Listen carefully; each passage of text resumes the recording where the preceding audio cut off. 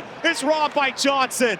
All the way down and into the empty net. They score to make it 5-2, which means the clock is going to run down.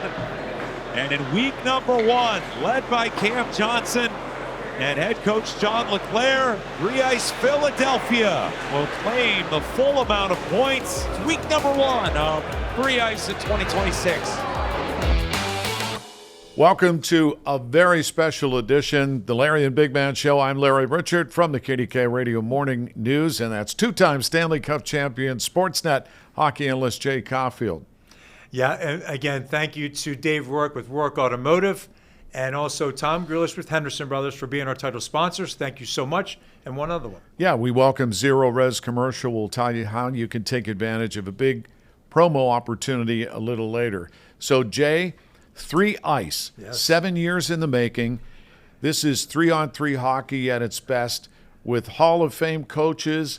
And give us kind of the cheat code for what fans need to know, because this is building momentum and catching on. Yeah, we're very thrilled. We had E.J. Johnson on before to get us, rolling into what this is about. And now what we're doing, Larry, we're going to take and we're going to combine this show today, the week 1 winner and week 2 winner. So what they do in Three Ice is that they play a weekly championship. There's 1 week, and then you gain points to get yourself into the final for the big championship. But they do crown a winner each and every week. John LeClair, he's going to be on with us today as week 1 winner and his Philadelphia team. And Guy Carbonneau, who's coaching the Iowa team, he was the week 2 winner. We're thrilled. Again, 3-on-3. It is one of the things we love in the NHL. I do love the 3-on-3 in the NHL. And they tried to take that and what that's about and put it into 2 periods, 2 8-minute periods.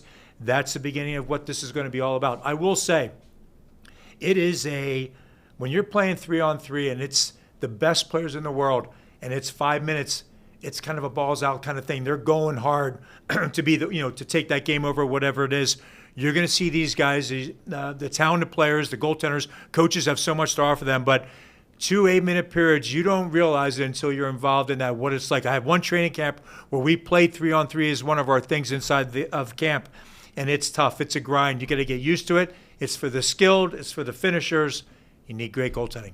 Yeah, I'm really impressed with what EJ and his famous father, who spent obviously a big chunk of his career as an executive here with the Penguins organization and all-time great hockey goaltender with the Boston Bruins. And then you've got Craig Patrick, who is the commissioner from the beginning. It's called the Patrick Cup, too, which they're trying to win. And his legacy and legend and generational influence on hockey. And Craig's done just about everything you can do and was very enthusiastic about this Three Ice. Just from a pure excitement and hockey standpoint, it's as good as it gets. I think if you can get the eyes on it, I mean, truly, it is. It is something that there's a skill set that's about it. I've said it's like a pure man-on-man. It's a man-on-man situation. When it's in the NHL, you want to, if you're finding yourself getting tired, you're out there too long and they're taking advantage of you, you got to protect the inside. You need your goaltenders to be stellar. And you can't go down a wing and miss wide and send them the other way. All those things kind of come into play. But nothing more than truly on the right side of the puck. You can't fly and jump the zone. You're going to get caught. It's going to go the other way on you. So to me, that's all the things that this is about. And when you watch the games, even when we telestrate, we're going to telestrate, the week 1 games, the week 1 championship game, and the week 2. I'm interested to see what we're going to see and what we can look at and where the breakdown is. But when you're smart, when 3-on-3, it's checking off. Maybe a switch. But if not, you got to be on the right side of it, and you can't try and cheat the system. You're going to get burned, and I bet that's what we see a lot of as we go through week after week till we get to the championship. And we're excited to be a part of bringing you, and it's a short season for now, but they may lengthen it and expand it to Canada and Europe. They've got big plans for this, but the momentum is real, and so each week we will feature the winning coach, who is, in this case, we're covering the first 2 weeks, catching up. So again, John LeClair, who's still coaching in Philly with your man, Rick Tocchet. I'll be anxious to hear his thoughts on this 3-on-3 league. And then the great Guy Carbonneau, whose team took on the second championship in week 2. It is wild. I mean, the Hall of Famers that are on this coaching staff, the 8 coaches, They've won cups, so many cups between all of them, awards. They're in so many different Hall of Fames, let alone the NHL Hall of Fame. I think a blessing for the players to realize who they're a part of and how they're so into it. It's not like they're not just filling time. They're a part of it. You want to win. Even when Mario has his camp here for the Lemieux Foundation, the guys who come and play and the guys who come and coach, it's about the foundation, and then it's about trying to win. This one, these are young guys playing the game. They're learning from some of the best players to ever play the game, and they're going to benefit from it.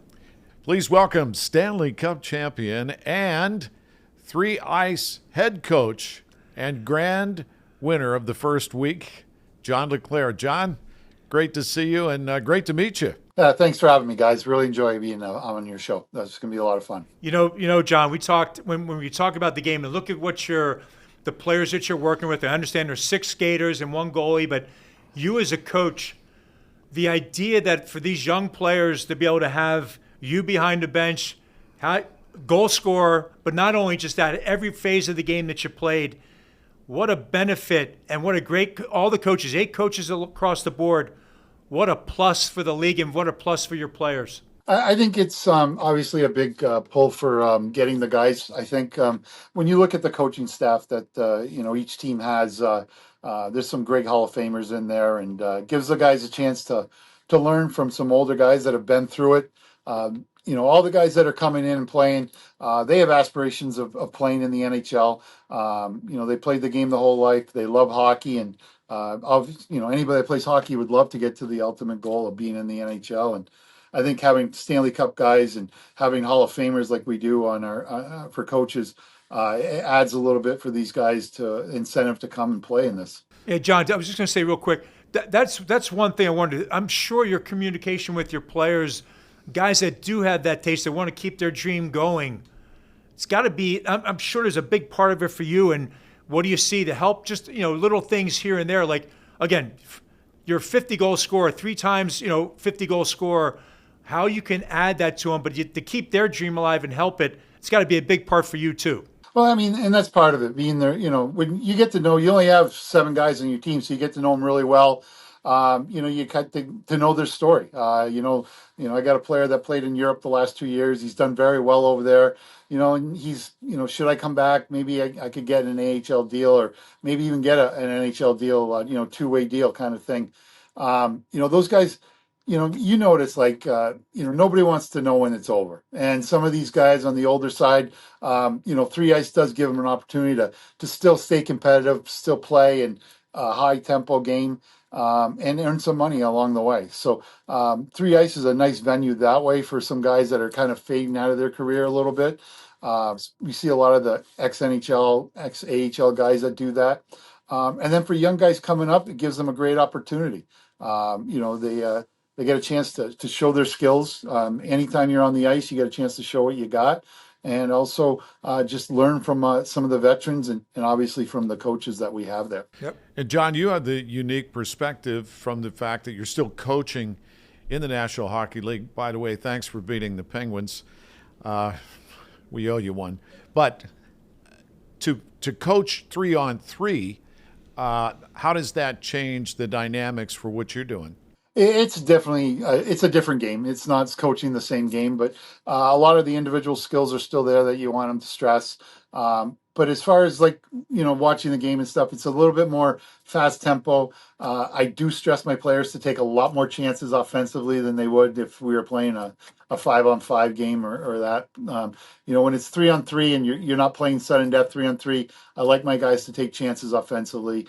But to me, that's the biggest philosophy that I have as far as maybe coaching a 5-on-5 game to a 3-on-3 game. So, John, with 3-on-3, as we watch even in the NHL, and I'll say this probably throughout this your whole season, but it's a man-on-man situation, right? One of the few times, even in the NHL, when we see it outside of a number of teams in the NHL, and we know Carolina plays a man-on-man game, and 3-on-3, it's about that. It's about communication. It's about maybe switching off, whatever. Do you find that a big part? Are you seeing guys maybe jump too quick, or to keep it so you're on the defensive side first, but then take your chance? You just mentioned you give them the green light to do it, but there's got to be that one side where you got to make sure you kind of handle your business defensively. Is that a big part you find that you got to harness a little bit? There's a lot of reminders that you got to play both ends of the rink. I mean, that doesn't change from either. I don't think from 5-on-5 to 3-on-3, that doesn't change a whole lot. I mean, guys want to go. But yeah, as far as, the defensive responsibility, you just do your part. Just do your part. I'm not asking you to go out and just be a defensive specialist, but there's certain, things that are required of you to just, like you said, playing the man on man. And if they do get in the zone, start cycling, get that tight triangle and box it up a little bit. There's little strategies like that, but you're right. For the most part, it is man on man. And, with my team, I like to I rather just, get up and down the ice, exchange chances if I can. And again, for fans just learning about three ice, it's 2 8-minute periods. They're flying. Just curious, because we talked to Pierre McGuire, John, about in the NHL, maybe they extend the 3-on-3 overtime for the regular season a little bit to try to get more decisions that way. What do you think? I think the guys handle 8 minutes with no problem. They really do. You'll find the last 2 minutes of each period, and it's just like anything else. The clock's going down. You'll find a little bit of an extra push here and there. But the great part about our game is, there's not a lot of time to go back and relax and rest while you're on the ice and play. Once you get over the attacking blue line, you can't take that puck above the center ice. So that forces condenses the game. There's no like passing it back to the goalie and letting them all change. There's a little things like that kind of keep the pressure on, keep the offense going, and keep the excitement in the game.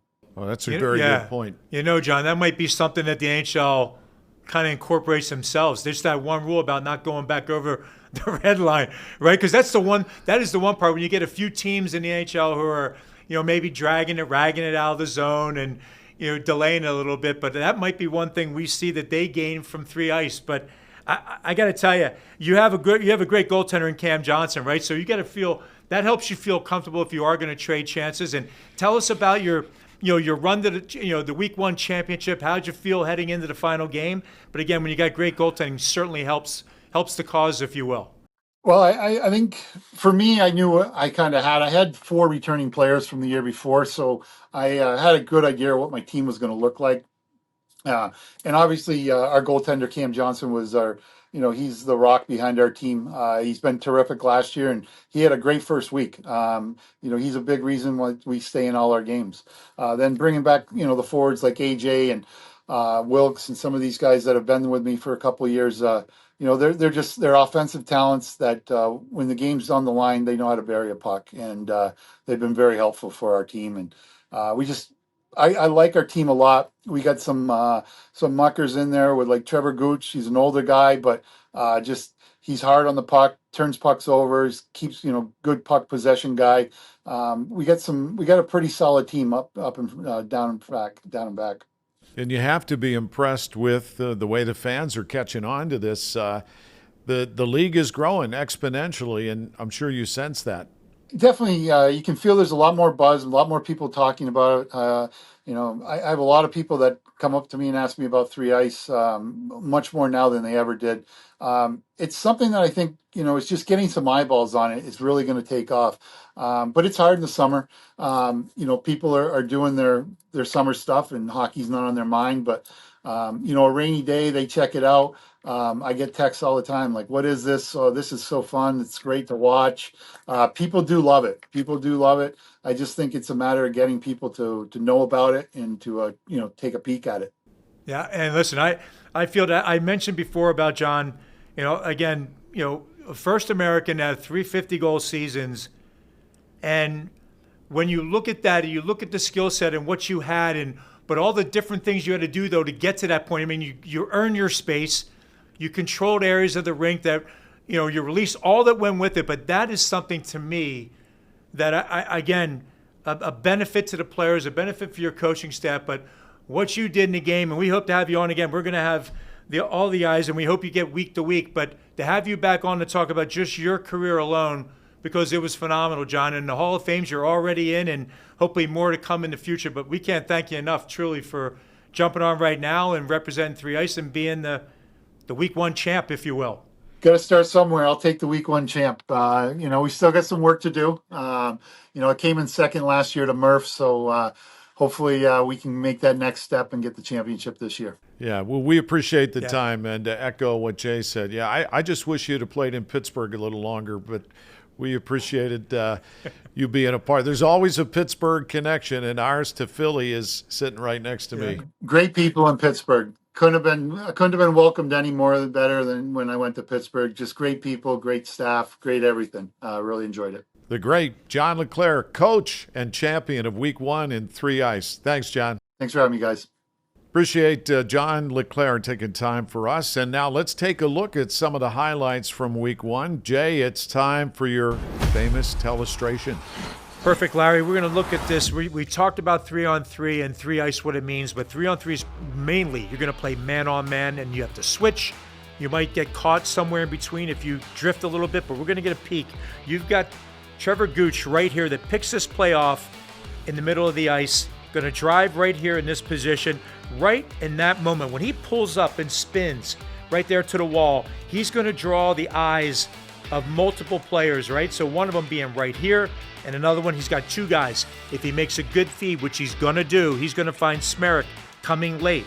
You're going to watch how this play develops. It's going to be a quick 2-on-1 right in this position. Bang, right there. Now you've developed by another guy drifting towards him. He's got a 2-on-1 in front.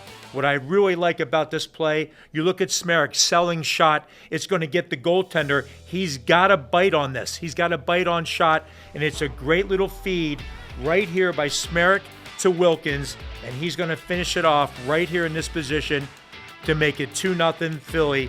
Great job. We're going to take another peek. Again, obviously, you see Philly's up 2-0. This is a great play that's going to lead to the 3rd goal. I love the patience right here of the Philly forward. He's going to buy time, kind of holds up, great patience, and a little indirect play off the wall right here. It's going to send Smerek off in a 2-on-2 situation right there. There's the gift up the wall. Now you've got it. And I've talked body position is so key. Pursuit angle. You can see the Buffalo forward trying to pick him up. Smerek maybe a bigger body, getting great body position. He's going to win this battle as we get up the ice. And we'll see right here, it's going to be a quick 2-on-2. And right now, I'm saying if I'm this defenseman right here, I've got to make a decision. I can see the forward getting beat by Smerek. I either have to find my time, when am I going to jump over to kind of help out, and then let my forward that's protecting him switch off. But again, they both get in between. Smerek does a great job with body position, going to take full advantage. And right there, they both no communication. They both kind of peel off at the same time right here. When you see that, he takes full advantage of the opportunity in front. He's going to bear it right there to make it 3-0 Philly. Larry, we're going to get a look at something very unique with 3 ice. It's the penalty shot. They don't serve penalties. They don't serve a 2-minute minor. They give the opportunity. They give the player a penalty shot. And what we're going to see in this, you see everybody across the line. They cannot move until the forward touches the puck. Once that happens, it's full release for everybody, and the play is live. So we're going to get a peek. This is going to be up. You're going to watch the Buffalo forward come up. You're going to watch Cam Johnson in net for Philly and watch the great save. And it's a great move, too. But watch the save by Johnson right in this position. He stays with it, strong, great anticipation. There's the move. There's the save. And this is what I'm talking about. It's a live puck. Once the save is made, the play stays alive. And the Buffalo does a great job finding a nice little dish right here. And in that spot, it's one-on-one. Matsushima finishes it off to get Buffalo on the board for their first of the night, but still trail Philly 3-1. Great job, Jay. And the player of the game week 1, the goaltender, Cam Johnson. And we want to thank Zero Res Commercial being part of our show. Take advantage of Big Man 10. That's the promo code. If you go to zerores.com/commercial, you can get 10% off getting your air ducts clean in your business. Do that at the time of booking through August 31st. All right, Big Man, week 1 is in the books. Yeah, for me, Larry, we went through week 1. Great to see it and had the opportunity to talk to John LeClair. Now, in this 1 week, we're going to cover both week 1 and week 2 winners. Then we roll into week 3 next week. But with week 2, we were lucky enough to have John LeClair on the show. We're going to have Guy Carbonneau coming up as well. And I think, again, how they win, and Larry, each week is worth points, but they crown a championship every week. We've had LeClair and Philly number 1. This week, we got Guy Carbonneau and his Iowa team as Week 2 champs. Yeah, before we introduce the great Guy Carbonneau, I think NHL fans are going to like some of what they see, like that penalty shot, the way that goes. That may be something to look at in the future for the NHL. Yeah, there's a couple things that's interesting, and how the play stays live. Goaltender makes a save, the play's live, so you can never lose your defensive responsibilities. If you're one of the players that's out there and you're coming up ice, you're not just drifting up ice. If they gain control, they have an opportunity. That's what happened on that goal, and we'll see as we monitor it all season long. And now we have the honor to introduce you to Week 2's championship coach. He is 3-time Stanley Cup champion, Hockey Hall of Famer, the great Guy Carbonneau in Montreal. Guy? Nice to be there. Thank you for having me. Thanks, Keys. Up in Montreal, we're down here in the Pittsburgh area, and we were just talking. We had E.J. Johnson on to start our whole season off, and then John LeClair with Week 1 winner. You're the Week 2 winner. But first of all, how lucky are the players? And I know you're not going to say this, but to be a player on your team and you have a Hall of Famer as your coach, a 3-time Stanley Cup winner, as Larry mentioned, but also the Frank Selke, 3-time Selke winner. Guy, I think any player that had the opportunity would be blessed to be in this position in his 3 ice and have you be their coach. Well, it's been a blast since the start. So I've been coaching 3 ice since the beginning. So about 5 years ago, when EJ and Craig Patrick called me. I'm not the only Hall of Famer, so I can't take all the credit. But it's been fun. It's been a blast. Every year has been different. We're trying to get the consistency. But the players that come and play for us every week, I think they're all invested, and there's so many kids with talents now. It's been fun from the beginning. And talking to E.J. Johnston, your CEO, he's so enthusiastic. It's infectious, I could tell. One of the things he pointed out was with the coaches in this league, like yourself, and their level of accomplishment and talent, it really fuels, especially the young guys who are trying to, get back or get to the next level. And you couldn't pay for that kind of tutelage. Well, I think EJ and Craig have done an incredible job to kind of keep the thing going. I know it's not easy, but I think every year we've tried something different.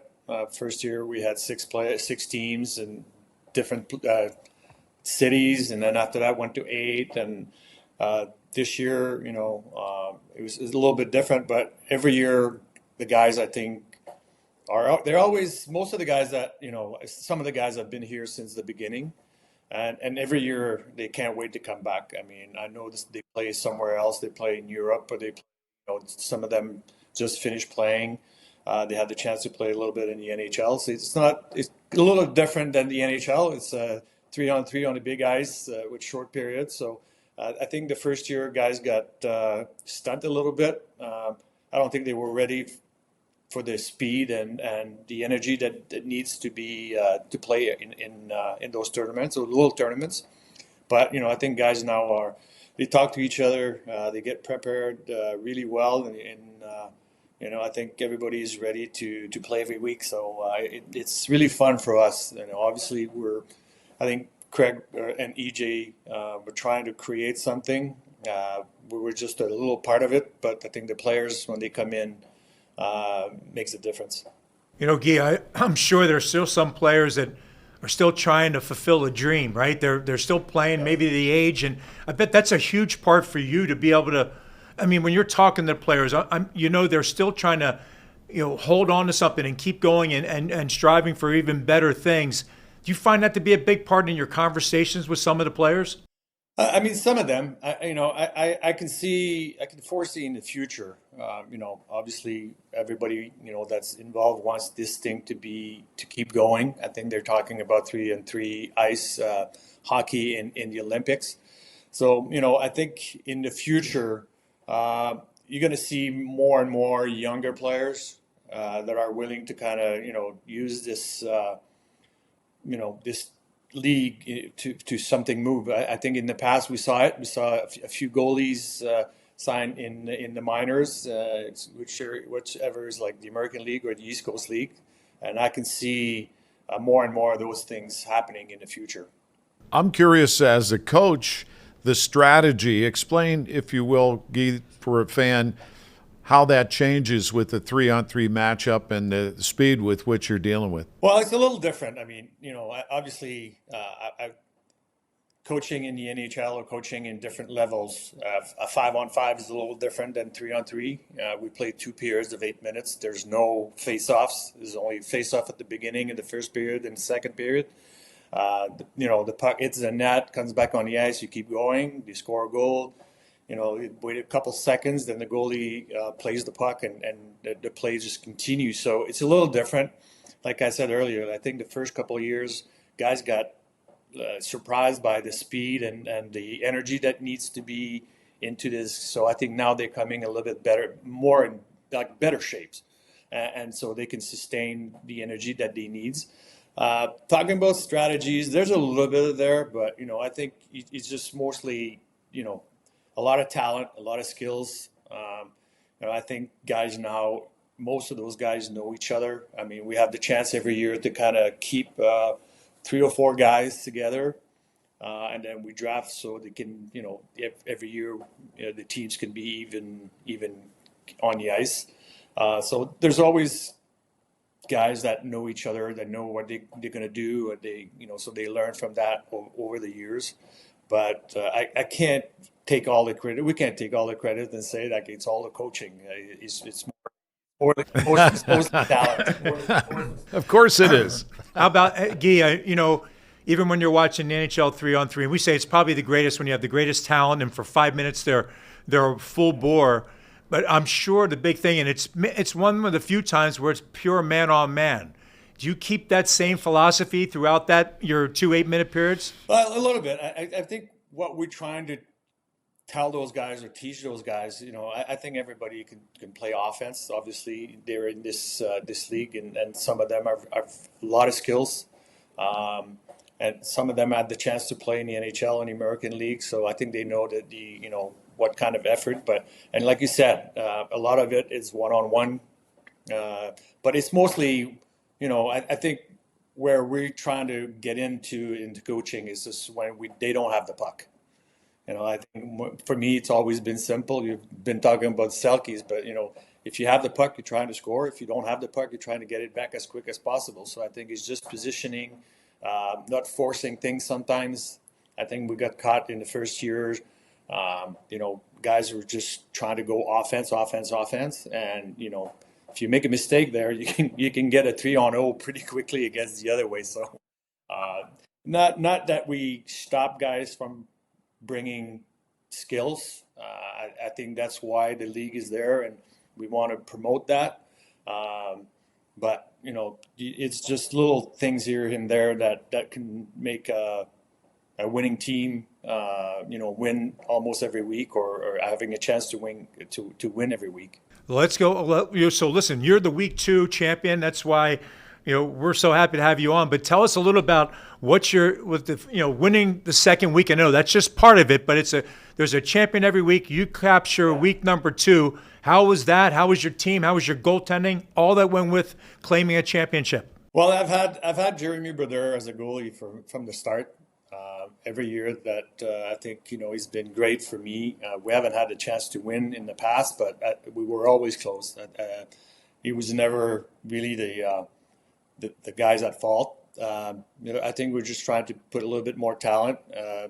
Skills guys that I can see that, and that's what you're trying to do every year. You're trying to keep the guys that were really good for you the year before, and then trying to add what you're missing. And I think that's what I did this year a little bit, adding Kaufman and guys like that. And it just makes our team a little harder to play against. And, like I told you earlier, those little things defensively, not a lot of people want or are willing to do it. But I think, this week it was just everything came together. We were able to score goals. And, trying to, when we didn't have the puck, when, Jeremy made the save, or we were able to kind of keep the opposition away from the goalie. So it's all those things that are are fun as a coach. And when you see the success, I think the players enjoy it, and winning was just a big part because 4 weeks. Every time you have a chance to win 1 week, you're pretty much assured of winning or playing in the finals. So that's what everybody wants to do. Awesome. Yeah, as a former high school goaltender, I have a sensitivity for the goaltenders in this 3 ice. I think it's fantastic. But you'd be surprised. I think when the first year, I would say the first couple of years, I think we all saw 3-on-3 in the NHL and in different levels. But when you play in that kind of environment where you have two periods of 8 minutes, and once you cross the blue line, you can't come back into the red line, and all those things that change the game. It makes it a lot faster. Everybody at the beginning, and it happened in the first year where there was blowout, 8-1 or 8-2 or 8-3 or 7-6 or things like that.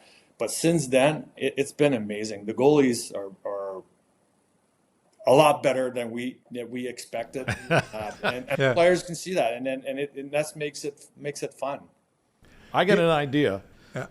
I'll have to talk to EJ about this, is that we get the coaches to play each other 3-on-3 at some point. Well, maybe that's down the it road. might be a few guys that will have a tough time, but that's okay. Guy, I'll finish off with this. I do think, and I reference, and this is not, if you are a player playing a game, you mentioned about, hey, and the way you talked about simplifying things, hey, you want to put the puck in the net, you want to keep it out of your net. But the idea that you have that a player that's on your team has the ability to ask you, or hey, defensively, because positioning, being in the right spot on the wrong, you don't want to be on the wrong side. I'm sure just all that communication is, you can't put a price tag on what you're able to offer the players. I think it's phenomenal.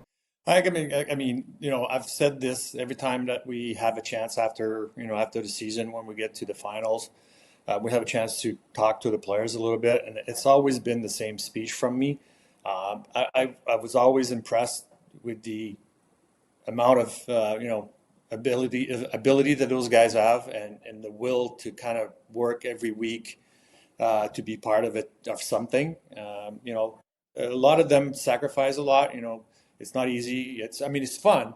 That league is fun for some guys, and they make good money and things like that. But they still have to be out of the house for a couple days, and they have to train. And so kudos to them. I mean, they're a huge part of it, and they make this league more fun. And for us as a coach, I think that's why every year you get most of the guys are wants to come back because of those guys.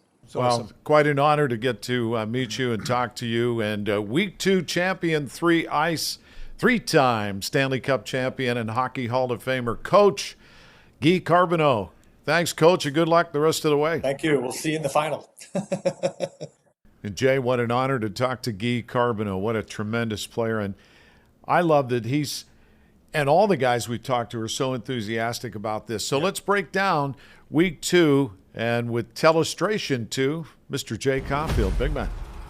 Yeah, Larry, we're going to pick it up with some of the highlights, the Minnesota-Iowa game, some telestration here. This is Tyler Maravich in this position right here. He's going to do nothing more than a little backhand feed, and then we're going to see center drive. He's just going to take off and get himself up ice and join the rush, if you will, right here in this position. There's the backhand feed. There's the work by Maravich coming up ice, but they're doing a good job of picking him up from the outside. So, but still, it's a 2-on-2. The one thing I want to point out, you have a defenseman. We'll talk about this a lot. If you have a defenseman on his offside, and now that's the way this is kind of shaping up. It's a lefty, favor him more on the right side, and Kaufman's going to take, if you want to say, I'll say get close. It's going to take full advantage of this opportunity. He's going to get himself to the middle, and then watch the little spin move right there. You get a guy on his offside. He spins away out of it. And also, as I said, there's Maravich in front, just creating havoc. And right here, Kaufman finds a way to make it 1-0 Iowa. But again, great work, great center drive. Kaufman, great job.